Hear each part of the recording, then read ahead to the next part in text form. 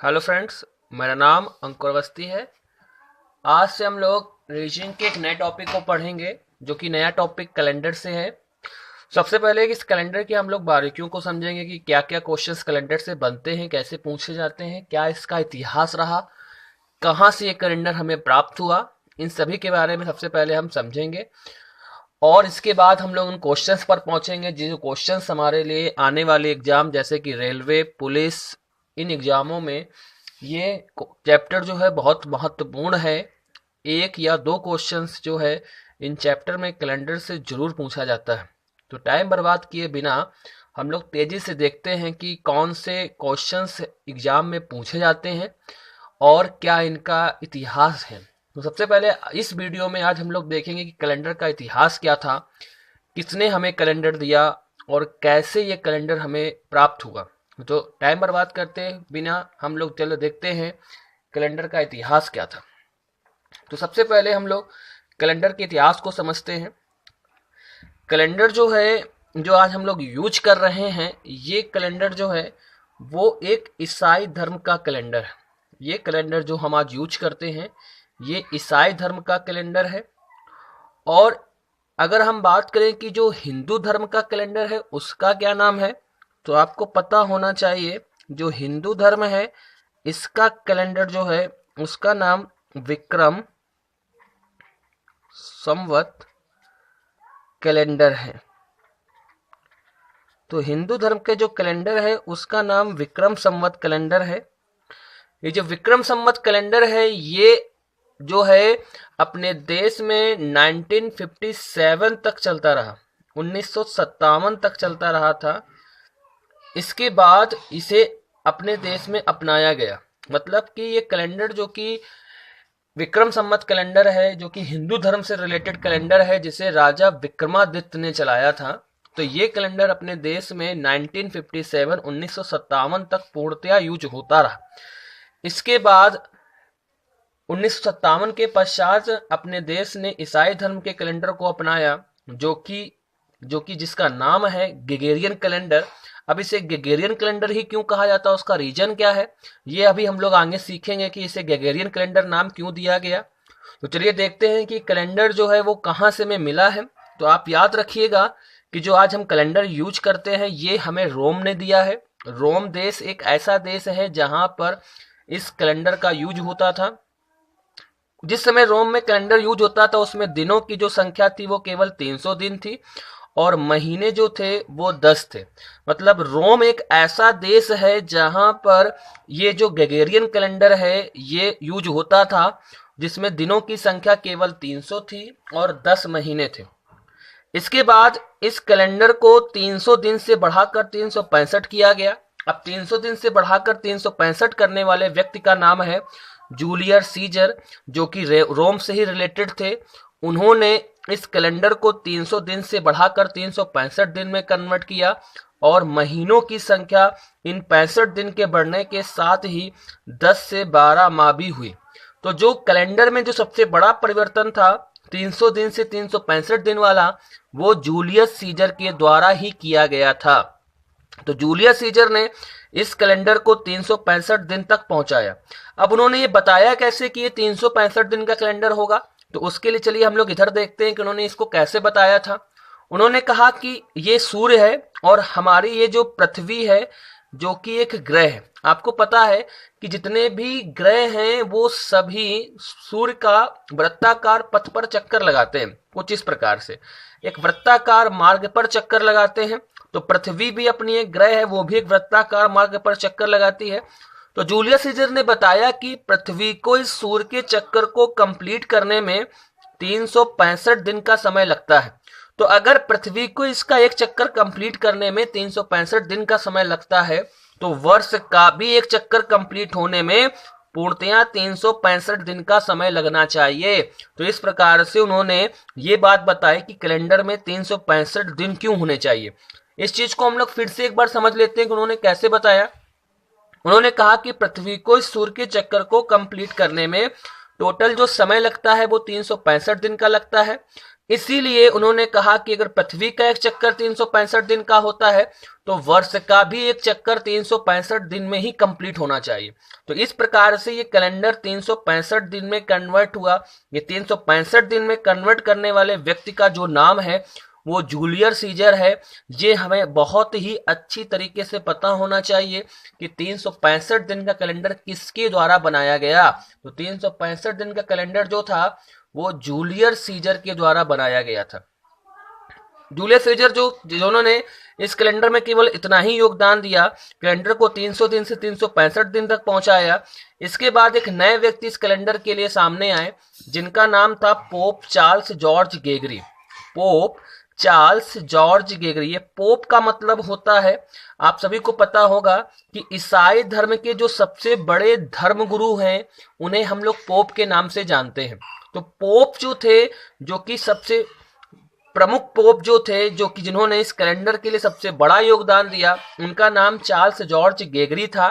ये Charles George गेगरी ने ही इस अंग्रेजी कैलेंडर या कह सकते हैं इस ईसाई धर्म के कैलेंडर को बनाया, इसकी एक ऐसा रूप दिया जिसको पूरे विश्व के लोगों ने अपनाया। उन्होंने कैलेंडर में वर्ष का निर्माण किया, सप्ताह का निर्माण किया, महीनों का निर्माण किया।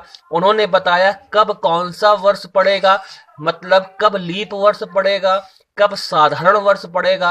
ये सारी की सारी जानकारी हमें चार्ल्स जॉर्ज गेगरी के द्वारा ही प्राप्त हुई। चार्ल्स जॉर्ज गेगरी ने चूंकि इस पूरे कैलेंडर का निर्माण किया था, इसीलिए उनके नाम से ही इस कैलेंडर को ग्रेगोरियन कैलेंडर के नाम से जाना जाता है। हमने स्टार्टिंग में आपको बताया था कि जो ईसाई धर्म का कैलेंडर है उसका नाम ग्रेगोरियन कैलेंडर है। तो उसका रीजन ये है कि क्योंकि चार्ल्स जॉर्ज गेगरी ने ही इस कैलेंडर की उत्पत्ति की, इसे बनाया, इसीलिए इन्हें ग्रेगोरियन कैलेंडर के नाम से जाना जाता है। उन्होंने इस कैलेंडर का प्रारंभ 1 जनवरी सन 1 AD और दिन सोमवार से किया था। 1 जनवरी सन 1 AD ये हमारे कैलेंडर की पहली तारीख थी और जो दिन था सप्ताह का प्रथम वो सोमवार था। ये एडी जो है इसका फुल फॉर्म हमें याद रखना है। एडी का फुल फॉर्म आफ्टर डेथ होता है, मतलब मृत्यु के बाद का ये कैलेंडर है।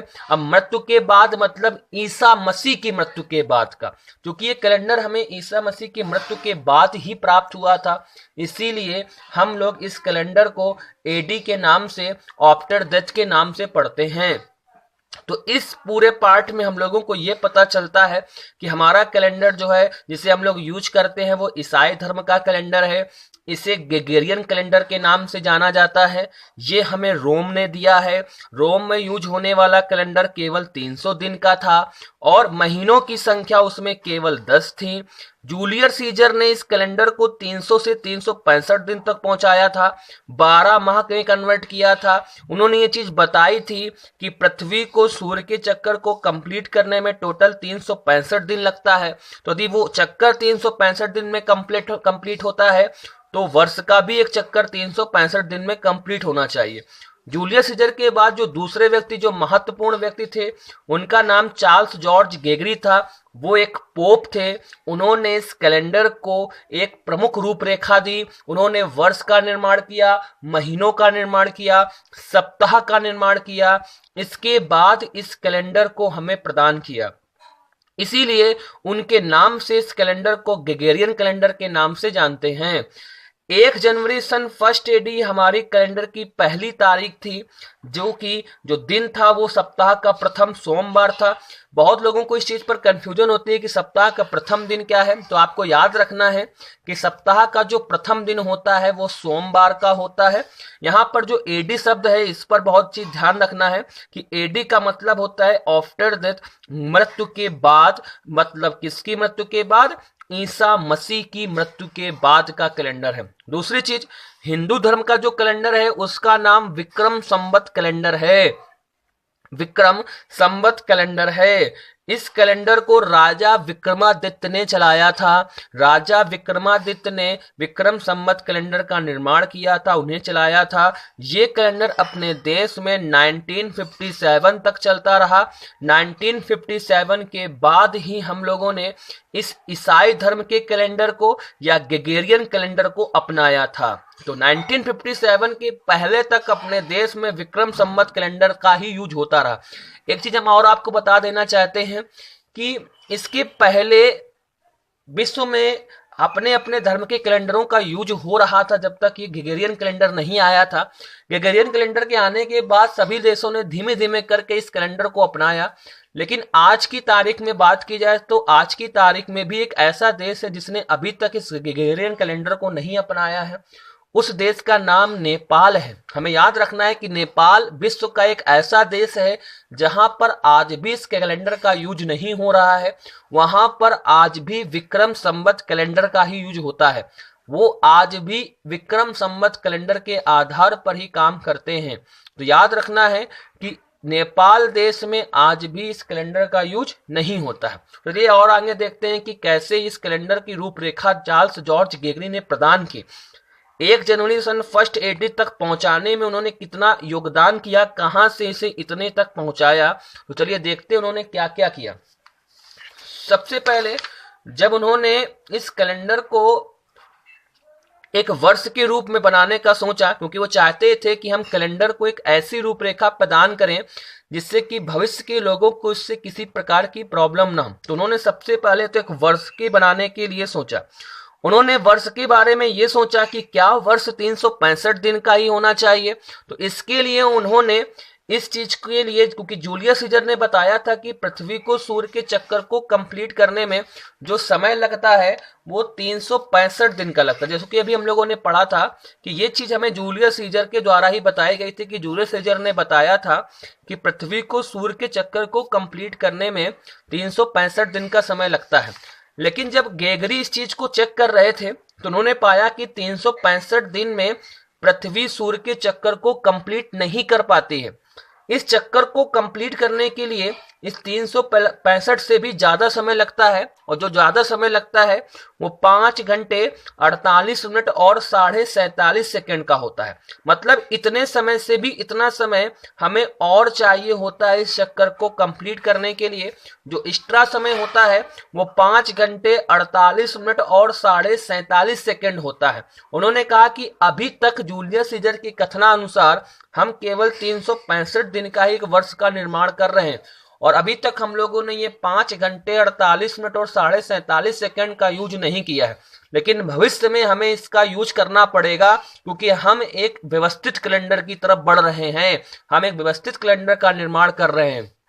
तो उन्होंने कहा कि जो समय एक्स्ट्रा है इसे हम लगभग में 1/4 दिन के रूप में मान सकते हैं। तो उन्होंने इस समय को लगभग में 1/4 दिन बताया, और उन्होंने कहा कि समय का यूज हम कुछ इस तरीके से करेंगे कि अगर हम किसी पहले वर्ष को 365 दिन का बनाते हैं तो 1/4 दिन जो है उसे हम अपने पास शेष बचा कर रख लेते हैं। अगले वर्ष को हम फिर 365 का बनाते हैं और नेक्स्ट फिर 1/4 को अपने पास बचा के रखते हैं। तीसरे वर्ष को फिर हम 365 का बनाते हैं और 1/4 को हम एक बार फिर से अपने पास बचा के रखते हैं। जब चौथा वर्ष आता है तो उसे हम फिर 365 दिन का बनाते हैं और 1/4 दिन को अपने पास फिर बचा के रख लेते हैं। अब इस 1/4 और 1/4 का यूज अभी तक हम लोगों ने नहीं किया है, लेकिन अगर हम इसे एक बार इस तरीके से लिखकर अगर ऐड कर लेते हैं तो ये 1/4 प्लस 1/4 प्लस 1/4 प्लस 1/4 हमारा एक दिन के रूप में कन्वर्ट होता है। और ये एक दिन जो है क्योंकि चौथे वर्ष पर जाकर एक दिन में कन्वर्ट होता है, तो इसे चौथे वर्ष में ऐड करते हैं, और जैसे ही हम ऐड करते हैं तो ये 365 हमारा 366 में कन्वर्ट होता है। और जैसे ये 366 में कन्वर्ट होता है तो गेगरी कहते हैं कि ये एक नया वर्ष हमें प्राप्त होता है, जिसे उन्होंने लीप वर्ष का नाम दिया। उन्होंने कहा कि वर्ष जो होंगे वो 2 भागों में डिवाइड होंगे। एक वर्ष हमारा साधारण वर्ष होगा, एक वर्ष हमारा लीप वर्ष होगा। साधारण वर्ष को हम लोग सिंपल ईयर भी कहते हैं और लीप वर्ष को हम लोग दूसरी भाषा में अधिवर्ष भी कहते हैं। यहाँ पर अधिवर्ष शब्द पर बहुत ध्यान पूर्वक समझना है कि अधिवर्ष का मतलब होता है लीप वर्ष। लीप वर्ष की हिंदी अधिवर्ष होती है। आप लोगों को याद रखना है कि लीप ईयर का मतलब अधिवर्ष है, क्योंकि क्वेश्चन में कभी कभी अधिवर्ष लिखकर आ जाता है और बहुत से लोगों को इस बात पर कंफ्यूजन होता है कि ये अधिवर्ष क्या होता है, जिससे कि उन पर कंफ्यूजन के कारण उनको ये क्वेश्चन ही नहीं समझ में आ पाता है। ज्यादातर लोग सोचते हैं कि अधिवर्ष का मतलब 6 महीने होता है और उस 6 महीने के आधार पर वो क्वेश्चन सॉल्व करते हैं और वो अपने क्वेश्चन के राइट आंसर तक नहीं पहुंच पाते हैं। तो याद रखना है ये अधिवर्ष का मतलब लीप वर्ष होता है। तो उन्होंने कहा वर्ष 2 भागों में डिवाइड होगा, साधारण वर्ष और लीप वर्ष में। साधारण वर्ष जो होगा वो 365 दिन का होगा, लीप वर्ष जो होगा वो 366 दिन का होगा। लीप वर्ष के लिए उन्होंने ये भी कहा कि ये जो घटना हो रही है उस तक पहुंचने के लिए हम लोगों को 4 साल का इंतजार करना होता है। इसका मतलब जो ये लीप वर्ष है वो हर 4 साल बाद आएगा। इसके लिए उन्होंने एक तरीका बताया कि यदि किसी वर्ष में हम 4 से भाग करते हैं, जैसे हम सन 2016 को उठाते हैं और 2016 में अगर हम लास्ट के 2 अंक मीन्स 1 और 6 16 में 4 से भाग करें और भाग करने पर यदि रिमाइंडर के रूप में कुछ भी नहीं बचता है तो उस वर्ष को हम लोग लीप वर्ष का नाम देते हैं। और अगर हम इस 2018 की इस 18 में 4 से भाग करते हैं और भाग करने पर हमारे पास यदि रिमाइंडर बचता है, जो कि जैसे हम 18 में 4 बार भाग करते हैं तो हमारे पास 2 रिमाइंडर बचता है, तो जो वर्ष में रिमाइंडर बचेगा, शेष बचेगा, उस वर्ष को हम लोग साधारण वर्ष का नाम देंगे और जिसमें नहीं बचेगा उसे हम लीप वर्ष का नाम देंगे। तो इस प्रकार से गेगरी ने हमें वर्ष बनाकर दिया जिसे उन्होंने साधारण वर्ष और लीप वर्ष में डिवाइड किया। ये चीज उन्होंने कैसे बताई, एक बार हम लोग फिर से जल्दी से देख लेते हैं। उन्होंने कहा कि 365 दिन जो जूलियस सीजर ने बताया है क्या वो सही है। इसके लिए उन्होंने इस चीज को चेक किया और चेक करने पर उन्होंने पाया कि पृथ्वी को सूर्य के चक्कर को कंप्लीट करने में 5 घंटे 48 मिनट और 47.5 सेकंड इन 365 दिन के अलावा और लगते हैं। उन्होंने कहा यह समय लगभग 1/4 दिन होना चाहिए और 1/4 दिन का यूज हमें अब आगे आने वाले वर्षों में करना है।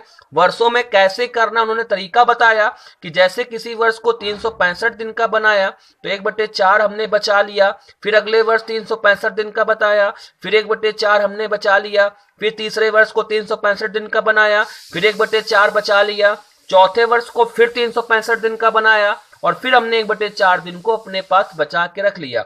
अगर ये कंटिन्यू प्रोसेस हम अप्लाई करते हैं 4 वर्षों तक तो ये 1/4 को जब हम ऐसे ऐड करते हैं तो वो 1 दिन में कन्वर्ट होता है और ये 1 दिन हम हर चौथे वर्ष पर जोड़ते हैं जिससे कि वह वर्ष 366 दिन में या फिर लीप वर्ष में कन्वर्ट होता है। तो इस प्रकार से उन्होंने लीप वर्ष के बारे में बताया कि लीप वर्ष क्या होगा और साधारण वर्ष क्या होगा। क्योंकि ये 1 दिन जो बढ़ा था इसे फरवरी के महीने में जोड़ा गया था, जिससे कि फरवरी का महीना हमारा कभी कभी 28 दिन का और कभी कभी 29 दिन में बदल के आया। 28 दिन का फरवरी का महीना साधारण वर्ष का होता है और 29 दिन का फरवरी का महीना लीप वर्ष का होता है। तो इस प्रकार से उन्होंने वर्ष का निर्माण किया। और चलिए देखते हैं उन्होंने और क्या क्या चीजें बताई हम लोगों को। उन्होंने दूसरी चीज बताई कि अगर हम मान लीजिए, उन्होंने क्योंकि गेगरी ने जब कैलेंडर हमको दिया तो उन्होंने बताया था कि जो वर्ष 4 से कटेगा वह वर्ष हमारा लीप वर्ष होगा और जो वर्ष 4 से नहीं कटेगा वो वर्ष हमारा साधारण वर्ष होगा।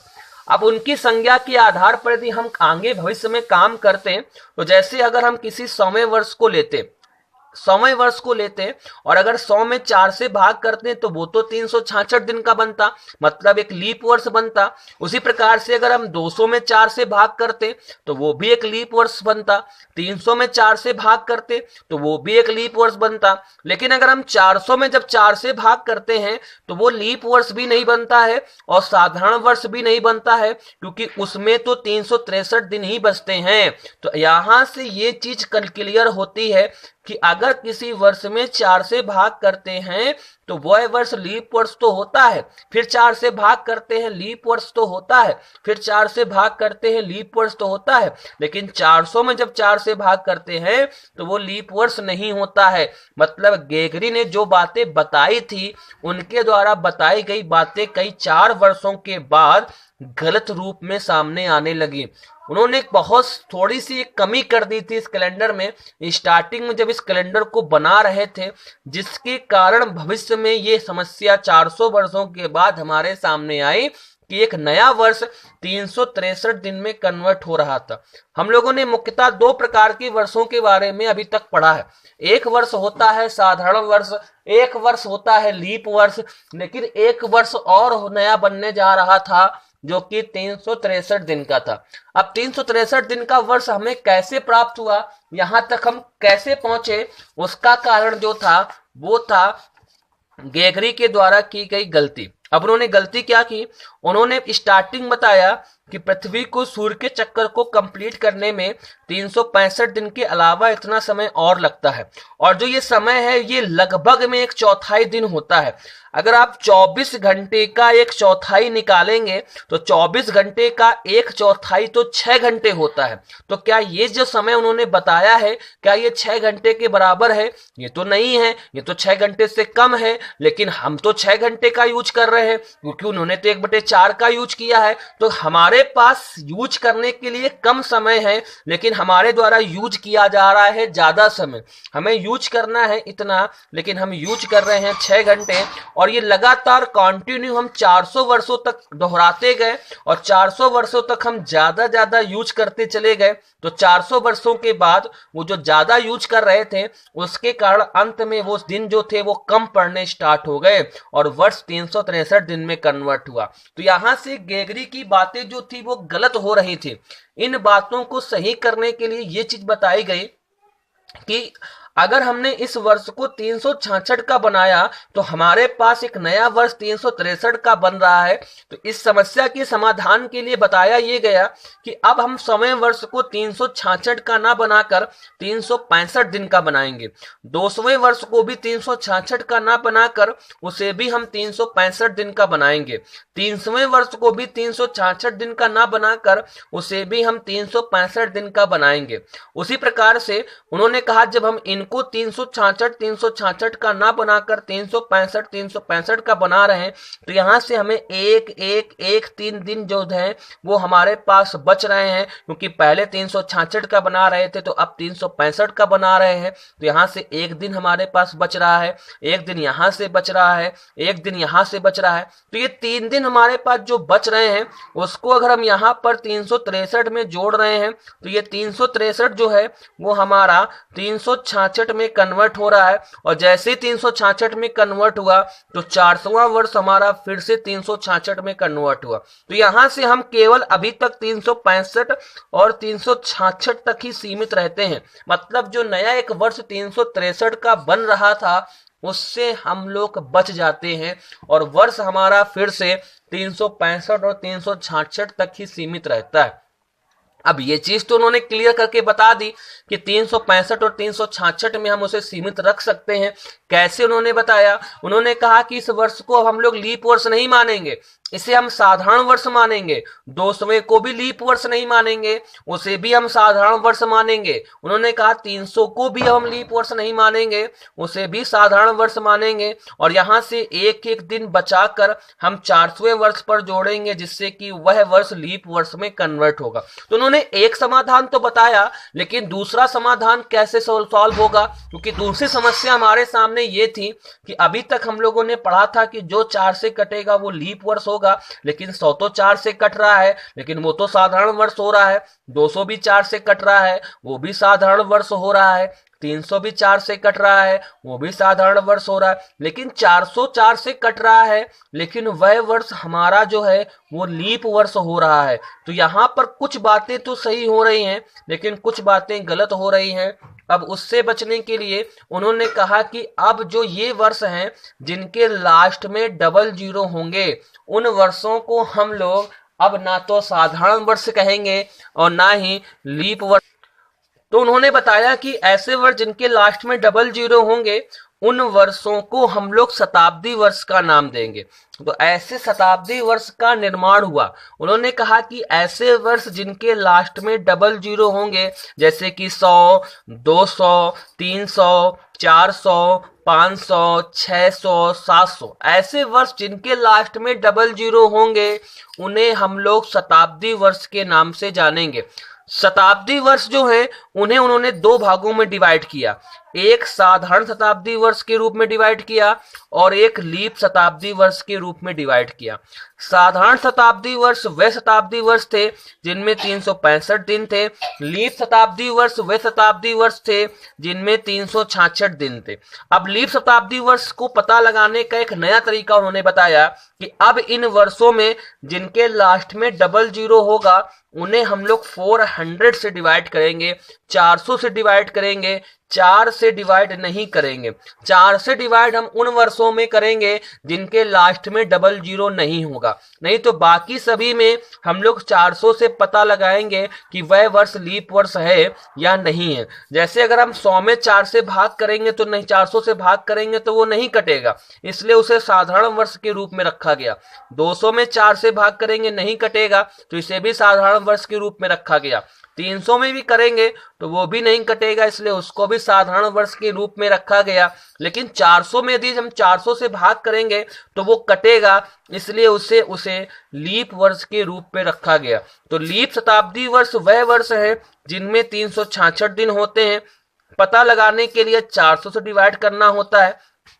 जैसे हम 1600 को लेते हैं क्योंकि इसके लास्ट में डबल जीरो है तो ये एक लीप शताब्दी वर्ष है। 400 में 400, 1600 में अगर हम 400 से भाग करेंगे तो 4 बार जाएगा और कुछ भी रिमाइंडर नहीं बचेगा, तो यह वर्ष हमारा एक लीप शताब्दी वर्ष होगा। लेकिन अगर हम 1700 लेकर यही काम करते हैं तो 1700 में जब 4 से भाग करते हैं तो एक रिमाइंडर बचता है, तो यह वर्ष हमारा जो है ये साधारण शताब्दी वर्ष के रूप में जाना जाता है।